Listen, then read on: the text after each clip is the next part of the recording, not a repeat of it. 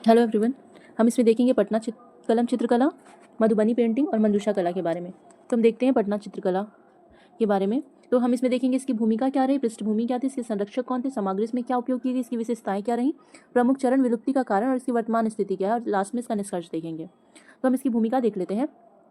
तो सबसे पहले तो ये एक विशेष प्रकार की क्षेत्रीय चित्रकला शैली थी पटना कलम। तो पटना कलम बिहार की एक समृद्ध कला की समृद्धि का परिचायक है। इसका विकास 18वीं से 20वीं शताब्दी के प्रारंभ में हुआ था। और इसकी पृष्ठभूमि क्या थी कि औरंगजेब जब दिल्ली पे बैठा तो उसने चित्रकला को राजकीय संरक्षण नहीं दिया। इसके पश्चात जो कलाकार थे वहाँ के, वो बंगाल के मुर्शिदाबाद की तरफ आ गए। और आप देखते हैं, आप जानते हैं कि मुर्शिदाबाद में भी जो पलासी का युद्ध के बाद जो मरीन था, मीर जाफर का पुत्र मरीन, उसने भी कला पे बहुत सारी पाबंदियां लगा दी थी, जिसके कारण इन लोगों ने फिर मुर्शिदाबाद को भी ये लोग छोड़ दिए। और दिल्ली से ये लोग मुर्शिदाबाद से फिर छोड़ के ये लोग पटना आके बस गए, पटना में विस्थापित हो गए। तो इस तरह इनका विस्थापन हो गया। अब इसके संरक्षक देख लेते हैं। तो इस शैली को ईस्ट इंडिया कंपनी के जो अधिकारी थे और व्यापारी, इन लोगों ने बहुत ज़्यादा इसको प्रोत्साहन दिया। और इसी वजह से आप देखेंगे इसको कंपनी पेंटिंग भी कहा जाता है। तो मुगल शैली में, क्योंकि यहाँ के जो शासक थे, यहाँ के जो कलाकार थे, वो मुगल दरबार में पहले थे, तो इस पर मुगल शैली का भी प्रभाव था। और इसको अंग्रेज अधिकारियों ने बहुत ज़्यादा प्रोत्साहन दिया, तो इसलिए इस पर कंपनी का भी प्रभाव रहा, इसलिए उसको कंपनी पेंटिंग भी कहा जाता है। और अंग्रेज अफसर जो थे, उन लोगों को जो भारतीय त्यौहार थे, जीवन था, बाजार, परंपरा, इन सब का चित्र देखना बहुत वो लोग पसंद करते थे। और पटना कलम में इन सब चित्रों को दिखाया गया। अब इसमें क्या क्या सामग्री यूज़ की जाती थी तो देखिए आप। तो इसमें गिलहरी के जो बाल होते थे और घोड़े के बाल से ब्रश बनाया जाता था।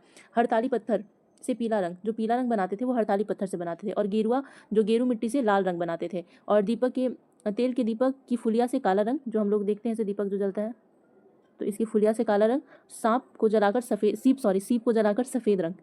जलाकर सफ़ेद रंग बनाया जाता था। फूलों के चटक से लाल रंग, फूलों से चटक लाल रंग। और कागज़, हाथी दांत, सिल्क आदि पर ये सब चित्र उकेरे जाते थे। ठीक है, मतलब कागज़ पे, हाथी दांत पे और सिल्क पे ये सब चित्र उकेरे जाते थे। इसकी विशेषताएं क्या थी?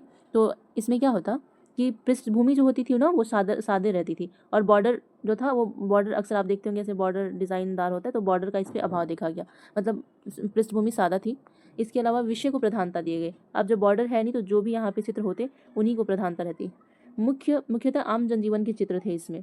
स्वतंत्र कलाकारों द्वारा निर्मित किए जाते थे, क्योंकि अब कलाकार पे ना राजकीय दबाव था और ना ही उन पे और कोई दबाव था, तो ये स्वतंत्र थे।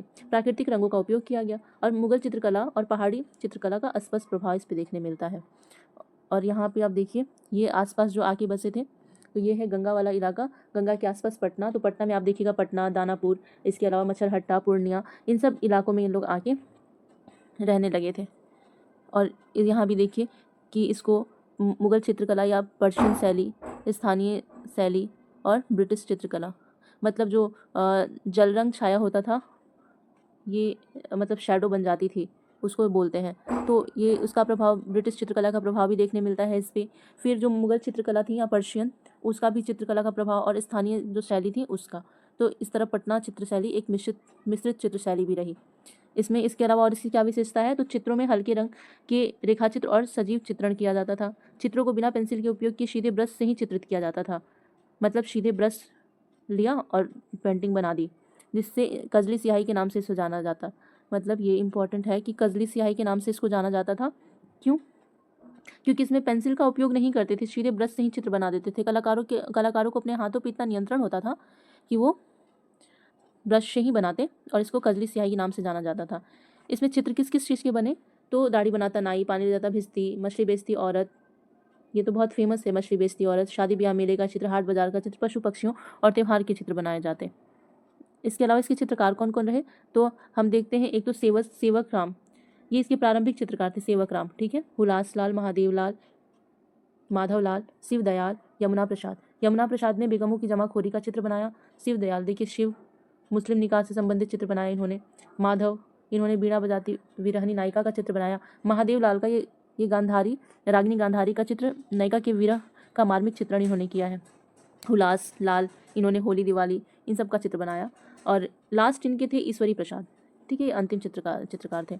अब विलुप्ति का क्या कारण रहा? इसकी विलुप्ति का कारण था लिथो प्रेस की स्थापना। अब जब प्रेस स्थापित हो गए, तो फिर जो चित्रकार अपने हाथों से चित्र बनाते, तो उसमें जो खर्च लगता, समय लगता, उससे पहले ही प्रेस से वो सारे चित्र निकल जाया करते थे। फोटोग्राफी का आगमन हो गया, और इसके बाद विदेशियों का आना भी कम हो गया, तो इनके चित्र जो विदेशी ज़्यादा पसंद करते तो अब उनका आना कम हो गया। इस तरह ये विलुप्त होते चला गया। और अब इसकी वर्तमान स्थिति क्या है, तो खुदाबख्श जो लाइब्रेरी है पटना संग्रहालय में, वहाँ पे इसको रखा गया है। राष्ट्रीय संग्रहालय कलकत्ता में भी इसको रखा गया है। और 2010 में पटना की विरासत पटना कलम के नाम से 172 चित्रों का संकलन प्रकाशित किया गया था। मतलब बिहार की सरकार द्वारा भी इस कला को संजोए रखा जा रहा है। वर्तमान में इस कला को जीवंत करने के बहुत सारे प्रयास भी किए जा रहे हैं। अब इसके निष्कर्ष क्या है, तो इस प्रकार पटना कलम के अंतर्गत पहली बार आम जनजीवन का चित्रण भारतवर्ष में सम्मानजनक चित्रकला के रूप में स्थापित करता है।